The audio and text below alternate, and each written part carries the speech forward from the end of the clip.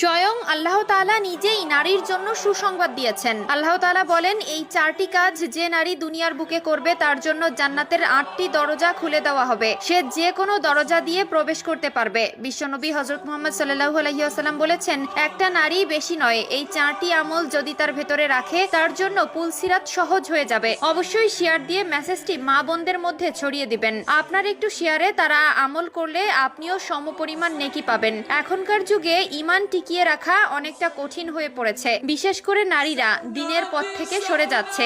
এই 4টি আমল যদি কোনো নারীর মধ্যে থাকে তার জন্য জান্নাত ওয়াজিব হয়ে যাবে এবং জাহান্নাম হারাম হয়ে যাবে। অবশ্যই ভিডিওটি সম্পূর্ণ দেখবেন এবং এই 4টি আমল ঠিকমতো করার চেষ্টা করবেন। আল্লাহ আপনাকে সাহায্য করবে। প্রিয় দর্শক, আপনাদের কাছে একটি প্রশ্ন, কবরে আমাদেরকে কয়টি প্রশ্ন করা হবে? অবশ্যই মুসলিম হলে কমেন্ট করে জানাবেন। আমরা পাপ করতে ভুলি না, কিন্তু আমল করতে ঠিকই ভুলে যাই। সুদ, ঘুষ, হারাম, জেনা, ব্যভিচার ইত্যাদি পাপের সাথে জড়িয়ে আছি, কিন্তু এই 4টি আমল যা নারীকে হাসরের ভয়াবহতা থেকে রক্ষা করবে। তো চলুন বেশি কথা না বলে শুরু করি আজকের ভিডিও। 1 নম্বরে, যে নারী 5 ওয়াক্ত নামাজ সময় মতো আদায় করবে তার জন্য জান্নাতের 8টি দরজা খুলে দেওয়া হবে। যে নারী পুরুষ 5 ওয়াক্ত নামাজ আদায় করে তারা দুনিয়ার সকল পাপ থেকে নিজেকে হেফাজত করতে পারে। তারা যখন পাপ করতে যায় তখন তাদের মনে আল্লাহর ভয় জেগে ওঠে, যে জন্য পাপ থেকে নিজেকে সরিয়ে রাখতে পারে। 2 নম্বরে, যে নারী রমজানে রোজা রাখবে। পুরুষের চেয়ে জাহান্নামে নারীর সংখ্যা বেশি থাকবে, কারণ নারী হলো ফিতনা সৃষ্টিকারীর একমাত্র লক্ষ্য। মূলত এখানে নারীকে দোষ দেওয়া হয়নি।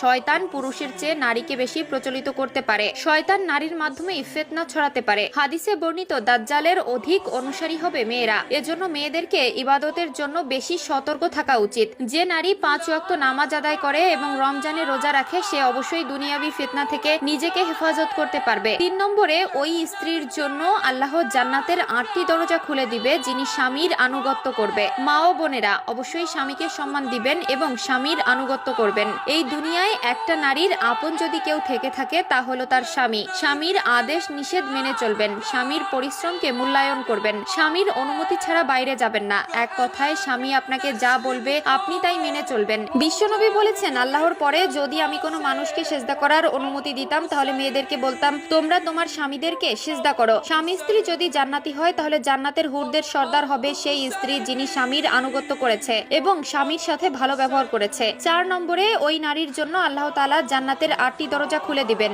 যে নারী নিজের লজ্জা স্থানের হেফাজত করবে। প্রিয় মা ও বোনেরা, অবশ্যই পর্দা করবেন এবং ইসলাম মোতাবেক চলবেন। নারীর সম্মান আল্লাহ তাআলা নিজে দিয়েছেন। নারীর সম্মান প্রিয় নবী সাল্লাল্লাহু আলাইহি ওয়াসাল্লাম দিয়েছেন। নারীর সম্মান পুরো মাখলুকাত দিয়েছে। আপনি নিজেকে সস্তা আইটেম বা মডেল বানিয়ে নিজেকে জাহান্নামের দিকে